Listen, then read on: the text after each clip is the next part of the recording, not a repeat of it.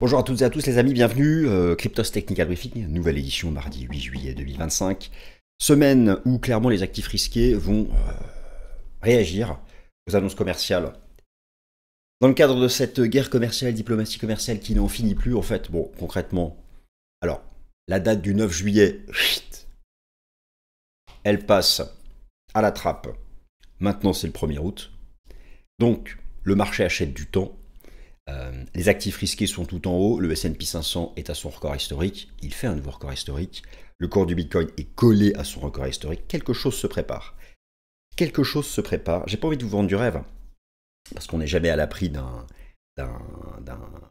décrochage ponctuel, comme Bitcoin le fait souvent en lien avec les annonces commerciales. Le marché n'attend qu'une chose, le marché pour aller plus haut a besoin d'entendre un accord commercial entre les États-Unis et l'Union européenne, avec un droit de douane, des droits de douane qui ne soient pas trop forts. 10%, le marché serait content. Bon. Un accord commercial avec la Chine, alors sachant qu'avec la Chine, si je ne dis pas de bêtises, la date limite est fixée au 12 août. Le Japon, ça négocie toujours sec. Le Japon lâche rien, notamment sur ses exportations automobiles. Donc d'ailleurs, Donald Trump a menacé le Japon de coller 25%, sauf si d'ici là, accord commerciaux. Donc accord commercial, donc tout ça en fait. Bon, la date limite du 9 juillet n'est plus un coup près. Ok. C'est possible que les informations tombent là, ces toutes prochaines heures, peut-être même au moment où vous allez écouter cette vidéo, elles seront tombées. Qu'est-ce qui manque? Pourquoi c'est bloqué, Bitcoin? C'est vrai que lorsque l'on regarde la répétition halving, de cycle halving, en tenant compte du nombre de jours depuis le halving, la répétition calendaire, ou même encore les données de liquidité, quelque chose, en tout cas, une fenêtre archi favorable démarre vers mi-juillet, 20 juillet. Je dis bien en alignant les trois, d'accord? Je ne les prends pas individuellement. La liquidité, elle, son message est positif depuis longtemps, vous le savez, et il est positif jusqu'à fin septembre. La répétition halving, son message est positif, jusqu'à aussi fin septembre.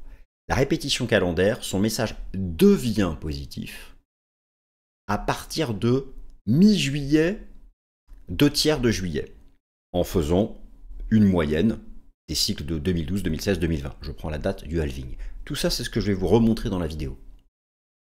Dans la partie analyse technique Bitcoin, je vous remontre toutes ces données de cycle. Donc s'il n'y a que ça qui vous intéresse, vous pouvez aller dans la barre de temps directement à la partie Bitcoin où je vous fais une synthèse de donc, la répétition halving, la répétition avec des graphiques hyper sympas, nouveaux d'ailleurs, ça va vous faire triper. Et donc la liquidité.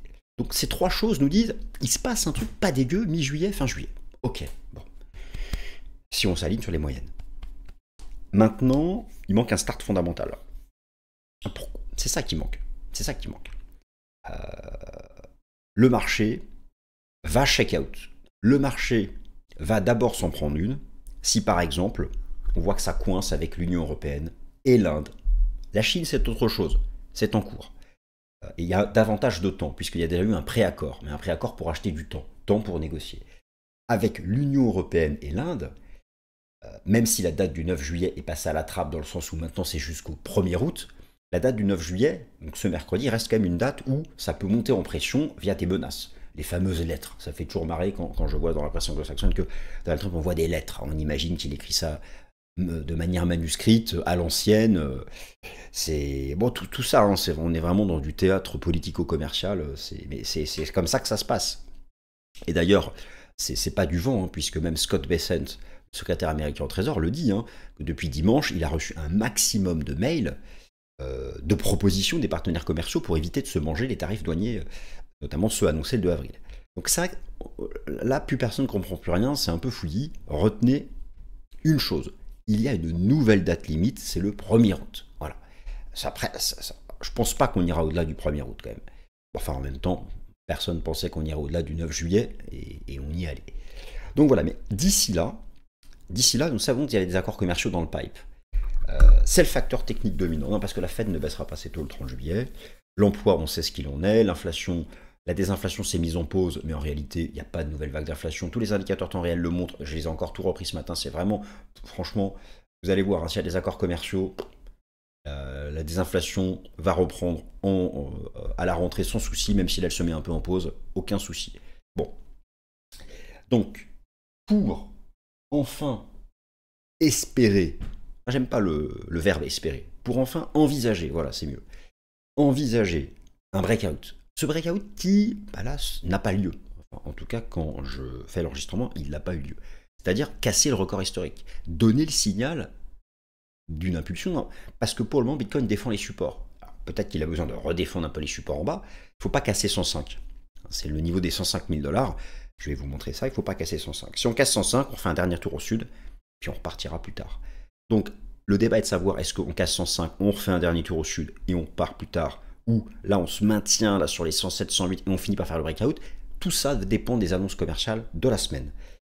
Puisque cette semaine, peut-être même la mardi, aujourd'hui, donc peut-être que là vous avez la réponse déjà, ou demain, nous allons savoir où en sont les négociations commerciales avec deux acteurs majeurs, l'Union européenne et l'Inde.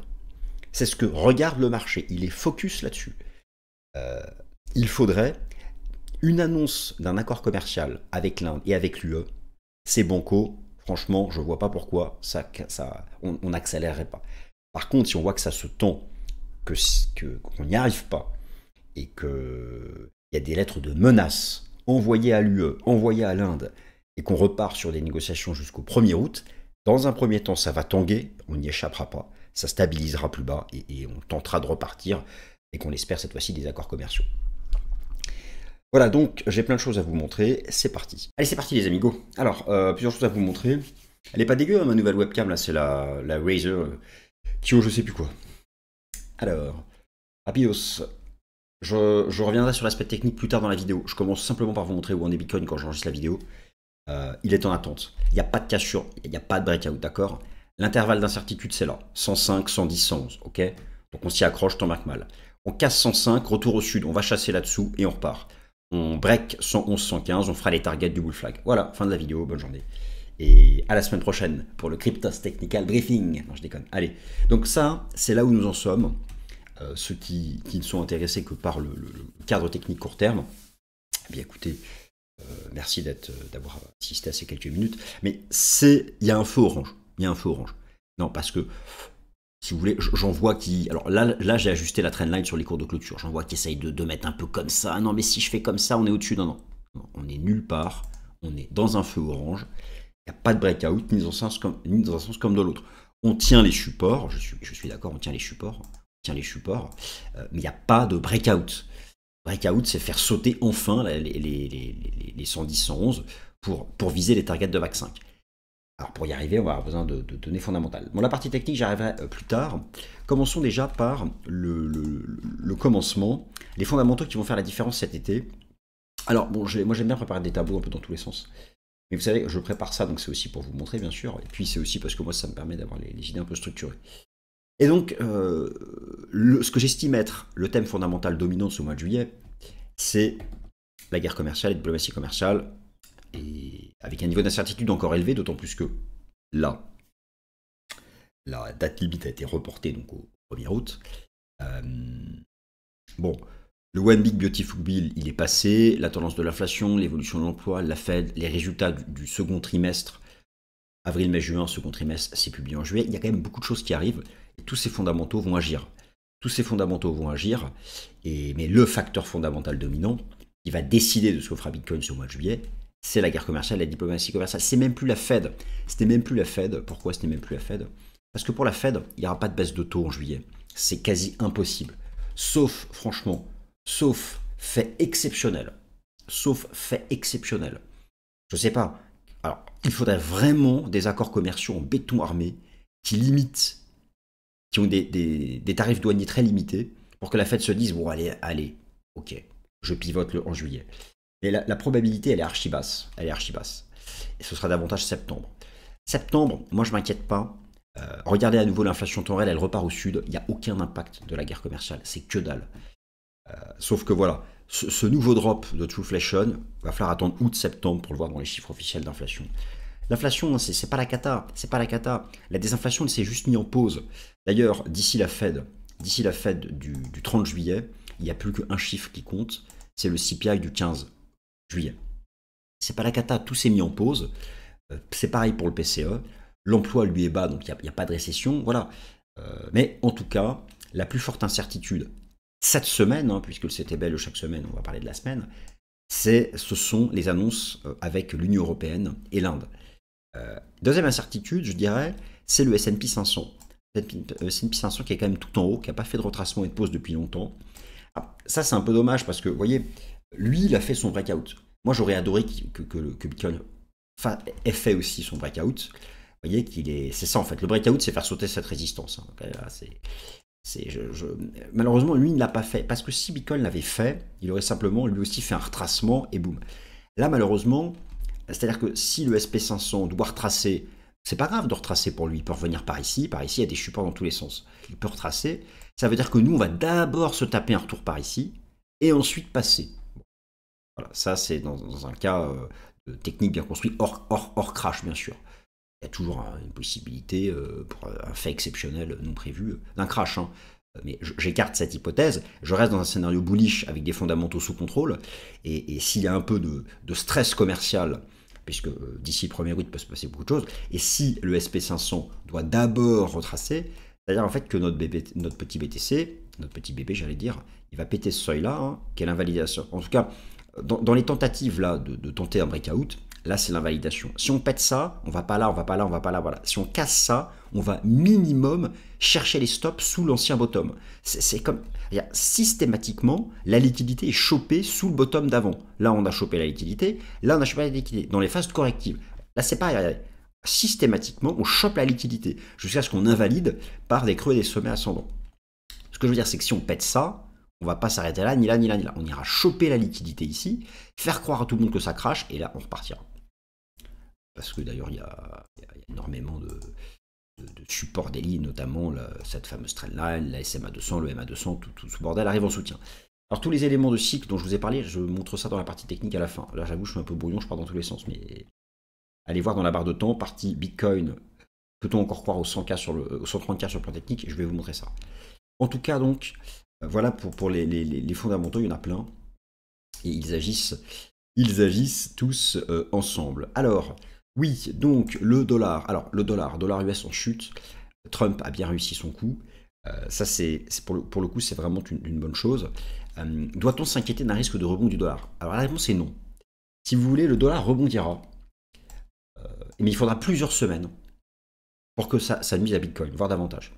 Je vais vous montrer exactement ce qui s'était passé sur le cycle précédent. Je m'amuse un peu avec la webcam. Donc sur le cycle précédent, vous avez donc eu un bottom du dollar US, vous avez eu un double bottom ici du dollar US. Donc, alors là, il y a cette trendline, je la trouve en arithmétique, en log elle est cassée, vous voyez, il ne faut pas non plus, il y a peut-être une div mais elle n'est pas active.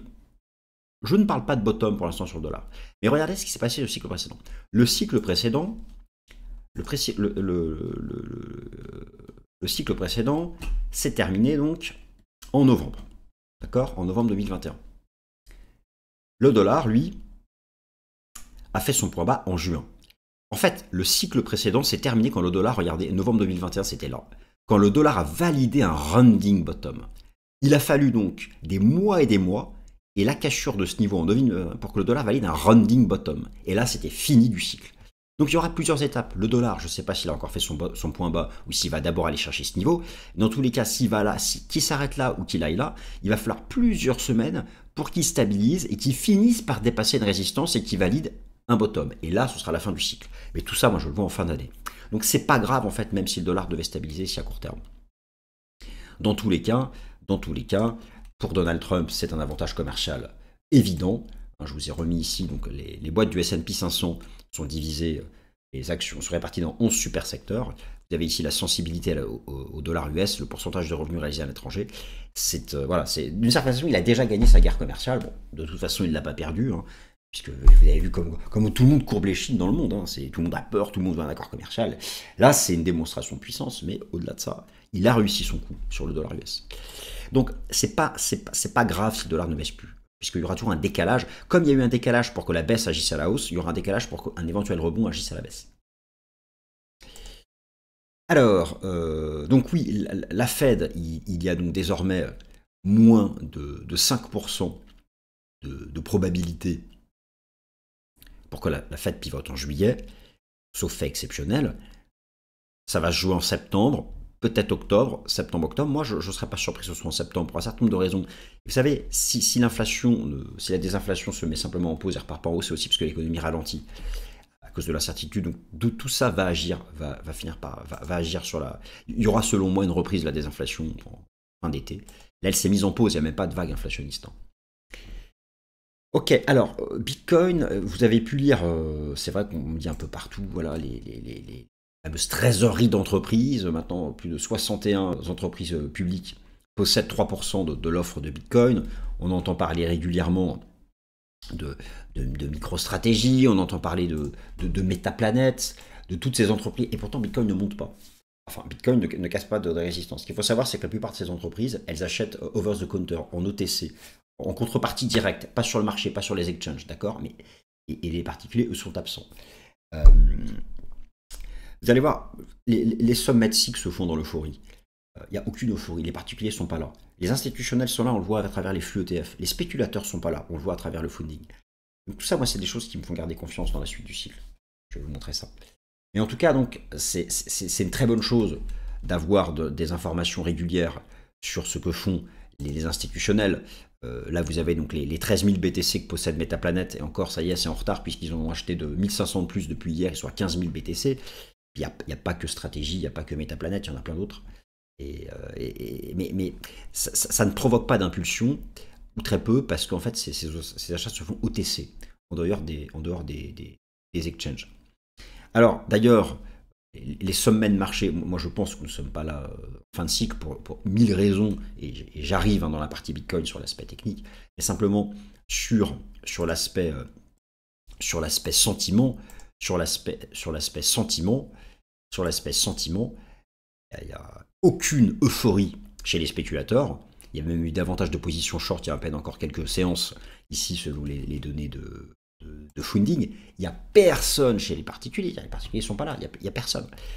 On le voit ici avec les recherches Bitcoin sur Google Trend. Par contre, les instits sont là, à travers des flux ETF bullish continus, et à travers aussi ces entreprises publiques qui de plus en plus, donc, ces trésoreries d'entreprises privées, pardon, qui de plus en plus, eh bien, je veux dire, pas dans le secteur public, hein, mais vous comprenez ce que je veux dire, qui achètent des BTC. Donc pour moi, ça, c'est un positionnement entreprise institutionnelle, trader particulier, un sentiment général qui ne ressemble pas du tout à une fin de cycle. Une fin de cycle, c'est quand en amont, les instituts et les entreprises ont acheté, et qu'en bout du bout, il y aura une euphorie des particuliers. Là, ce sera la fin du cycle. Ça, c'est quelque chose que j'attends, encore une fois, en dernière partie d'année 2025. Alors justement, pourquoi peut-on encore croire? Là, c'est vrai qu'on est bloqué. Donc, encore une fois, le court terme, j'en ai parlé, j'ai voulu en parler en début de vidéo, et tout ce que je vais vous dire maintenant sera valable, même si on repasse ici, d'accord? Je ne changerai pas d'avis. Ça, c'est le court terme. Ça peut être les 2-3 prochaines semaines. Le choix que fera BTC, il est enfermé là-dedans. Ça joue entre 105 et 111. Donc ça, c'est le cadre court terme. Maintenant, pour la suite du cycle, moi, j'ai aucune inquiétude. Et à partir de la deuxième partie du mois de juillet, on a un alignement. Un alignement, moi, qui me plaît bien. Tout d'abord, la répétition halving. Vous avez là la comparaison des cycles en tenant compte du nombre de jours depuis le halving. Nous sommes en rouge. Eh bien, nous sommes dans une période temporelle. Ici, c'est fin septembre. D'accord? Ici, c'est fin septembre. Et bien là, on a une explosion du cycle de 2016, une explosion du cycle de 2020. On est rentré dans cette période favorable en termes de répétition halving. Maintenant, en termes de répétition calendaire, je vous ai déjà montré ce cycle-là, ce graphique-là. Attendez, je vous montre mieux que ça. Vous voyez bien qu'en moyenne, en répétition calendaire, c'est à partir de mi-juillet, fin juillet, que la moyenne explose. Eh bien, voilà, donc je vous invite à suivre ce compte Twitter, APS432, qui ici fait un alignement calendaire de tous les cycles. Nous sommes en orange. Ici, c'était le cycle de 2020, 2016 et 2012. Eh bien, regardez bien. Mi-juillet, fin juillet. Les trois partent ensemble. 2020, 2016, 2012. Nous n'y sommes pas encore. Donc, pour résumer, vous avez un alignement, répétition halving, répétition calendaire et liquidité, qui au passage fait un nouveau record historique avec son momentum qui fait aussi un nouveau plus haut. Donc il y a à la fois la liquidité en valeur absolue et la liquidité en vitesse. Donc vous avez à partir de mi-juillet, fin juillet, un alignement liquidité, calendaire, halving. Moi je me dis, il manque plus qu'un start fondamental. Et pour ça, il faut des choses positives sur le plan de l'actualité commerciale. La date limite est reportée au 1er août, d'ici là, il peut se passer plusieurs choses. Donc c'est pourquoi, en fait, moi, je ne m'inquiète pas, même si on devait se faire peur à court terme, même si on casse les 105 et qu'on va rechasser par ici, je pense que ce sera le dernier drop. Voilà. Donc, encore une fois, soyons patients, chers amis. Bon, alors les alts, toujours aucun signal. Les alts, il y aura un signal quand vous aurez 3 signaux. Ça ne veut rien dire ce que je veux dire. Non, il y aura, je reprends, il y aura un signal, non, il y aura un top départ de surperformance des alts quand vous aurez 3 signaux. First one, activation de la divergence baissière potentielle de la dominance du Bitcoin. Elle n'est que potentielle. Pour l'activer, il faut péter ça. Il faut que le prix casse ça. Premier signal, donc on attend. Deuxième signal qu'on attend, une cassure haussière de cette pattern sur le ratio total 3 sur BTC. Pour l'instant, ce n'est pas le cas et ça peut dropper encore. Troisième signal, une cassure haussière de ce ratio Others sur BTC. Et pour l'instant, ce n'est pas le cas. Donc, pour le moment, bien, la saison des alts n'a pas commencé. Il y a des choses intéressantes. Regardez un peu les inflows massifs sur les ETF ETH. Pour moi, vous savez, j'estime que ETH BTC a fait son bottom. C'est pas bien compliqué, tout le monde voit le niveau, tout le monde voit sur quoi on est, sur la force relative. Et alors là, à l'époque, on avait dû faire un double bottom. Est-ce qu'il faut aussi revenir là? J'en sais rien, peu importe. Cette zone-là est une zone de bottomisation. Et je pense que nous aurons un truc, comme ce ne sera pas copier-coller, mais nous aurons une phase d'expansion qui devrait culminer en fin d'année. Et je crois ça avec les données des inflows sur les ETF ETH. Moi, je trouve ça plutôt percutant. Alors maintenant, sur quelques autres jetons qui sont en position d'attente, Ethereum, les niveaux n'ont pas changé. Vous avez un range entre 2100 $ et 2760 $. C'est une phase latérale. On se dit qu'après cette impulsion-là, pour moi, cette impulsion est le facteur technique dominant. Ici, ça peut faire du caca nerveux pendant que se développe la diplomatie guerre commerciale. Mais le jour où vous faites sauter ça, hein, regardez, c'était le niveau d'accélération c'était le niveau d'accélération de la victoire de Donald à l'époque. Le jour où vous faites sauter ça, ça repart. Hein. Donc là, on est en plein milieu de ce range, en position d'attente. Le BNB, c'est pareil. Le BNB, c'est pareil. Rien n'a changé. Solana, c'est exactement la même vue technique à la semaine dernière. Le marché ne bouge pas, je n'ai rien à ajouter de plus. Ces trois marchés sont en attente. Mais ce sont toujours dans des structures potentiellement explosives. Le jour, ce sera d'ailleurs un signal pour les alts. C'est-à-dire que le jour où le BNB fait sauter cette résistance, vous avez le point de départ d'une saison des alts. Donc, même en soi, l'analyse technique du jeton BNB peut être ajoutée à la dominance, à ce ratio 1, à ce ratio 2, pour voir quel est le statut actuel des alts. Pour l'instant, c'est en attente partout. C'est en attente partout. C'est en attente partout. De la même façon, le jeton Link aussi. Le jeton Link, c'est un jeton qui a démarré précocement le cycle, qui était bien bullish, qui s'accroche ici à cette trendline. Là, vous l'avez en log, je peux me mettre en échelle arithmétique, elle est là aussi. Vous avez donc cette compression ici, voilà, c'est ce support-là qu'on tient. On est couvert par cette trendline, on voit bien, c'est la sortie de cette compression qui donnera le signal. Là aussi, c'est en attente. Donc en fait, qu'est-ce qu'ils attendent tous? Pourquoi tous ces jetons sont en stand-by? La seule chose que tous les jetons attendent, c'est ça. La réponse, le choix technique. Le choix technique, l'alternative, et elle est sous vos yeux. Quel choix fera Bitcoin? Ce choix, il finira par le faire selon moi, à la hausse.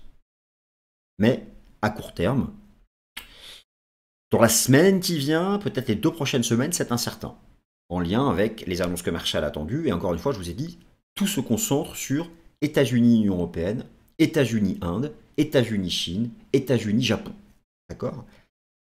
Donc l'hypothèse haussière reportée, c'est de casser ça, aller chasser ici et repartir, en s'alignant sur tous les trucs cycliques que je vous ai montrés.